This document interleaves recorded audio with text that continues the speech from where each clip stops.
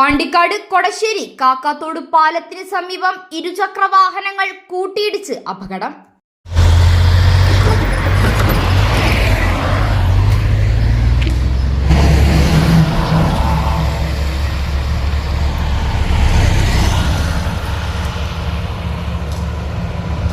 ശനിയാഴ്ച ഉച്ചയ്ക്ക് 1:15 അപകടം സംഭവിച്ചത്. പെരിന്തൽമണ്ണ ഭാഗത്ത് നിന്നും വരികയായിരുന്ന ചെമ്പ്രശ്ശേരി പുളിവെട്ടിക്കാവ് സ്വദേശികളായ പാമ്പോട്ടിൽ ഗോവിന്ദൻ നായർ, ഭാര്യ വത്സല എന്നിവർ സഞ്ചരിച്ചിരുന്ന സ്കൂട്ടറും മമ്പാട് സ്വദേശി ഷാമിൽ സഞ്ചരിച്ചിരുന്ന ബുള്ളറ്റും കൂട്ടിയിടിച്ചാണ് അപകടം നടന്നത്.